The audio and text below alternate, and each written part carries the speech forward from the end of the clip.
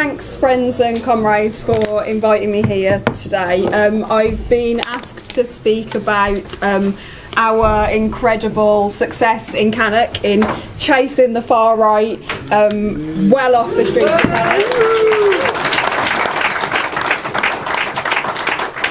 So to start, I should sort of set the scene of Cannock, that it is not an ethnically diverse area. 2% of people are not from the UK. That's 98% of people are from the UK, and only 5.5% of people are people of colour or other minority ethnic groups. It's a predominantly white and relatively deprived area of Staffordshire. And there are absolutely no structures in Cannock for supporting refugees or asylum seekers. In fact, a Syrian family was placed in Cannock on a resettlement programme in a home on a normal street, and they had to be moved because of the racism that they met. Just trying to live their life in their home. So that kind of sets the scene for what Cannock is like, really.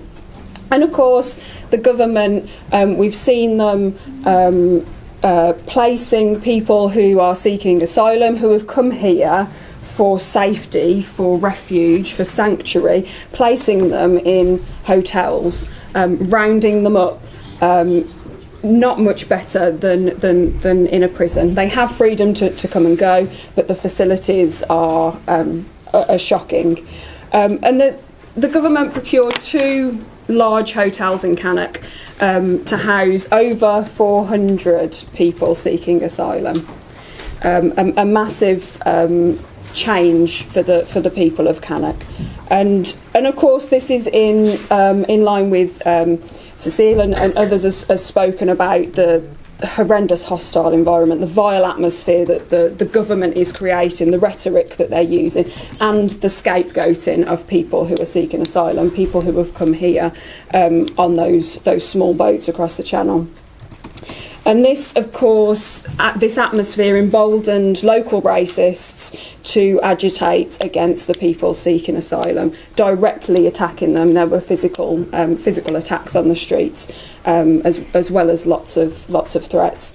And of course, the fascist group Patriotic Alternative exploited this, and they attended the first protest that was organised by the local people, and position themselves as allies of the local people. We have the answers to the problems that you say you have with the people who are in those hotels.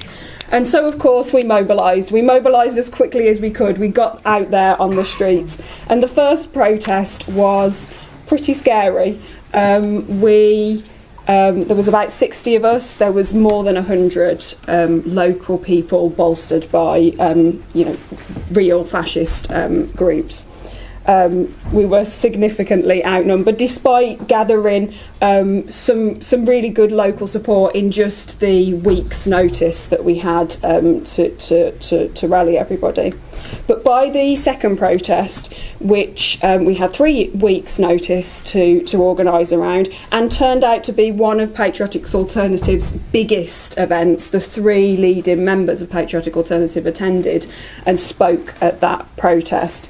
We were still outnumbered, but through systematic networking, we worked with all the trade unions, Labour Party members, community groups, faith groups. We came out much stronger and much bolder. And for those comrades who are in the room, I'm sure you can attest that protest was lively and positive, but we sent a clear message to Patriotic Alternative.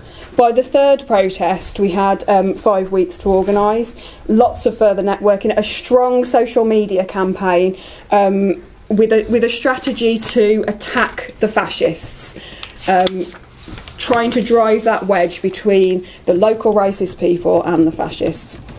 We arranged street stalls in the town centre, talking to local people about the myths around people seeking asylum. We did a lot of door-to-door leafleting, calling out Patriotic Alternative for exactly who they are, and put that pressure on on the local racists, resulting in this dramatic split from the fascists, where on the third protest they told the fascists to pack up and go, and the fascists packed up and went.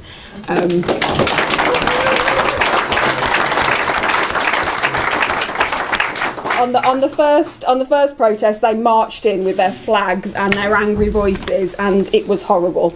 And by the third protest, they were skulking away quietly. So just very quickly to finish up, we built a broad movement. We focused on the fascists. We went out to build a united front, and this strategy was successful in dividing and demoralising the racists and the fascists.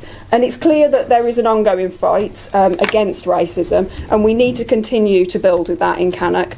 And there's been some really impressive work done for social support for the people in the hotels, to integrate people into the community, to dispel the myths, and to just humanise people. You know, they're not seen as humans in Cannock, and that's been really successful. And maybe we can talk about that in the next session. So we will continue to fight against the hostile environment, and we will continue to place the blame squarely where it lies, with the government and not with people seeking asylum. Thank you.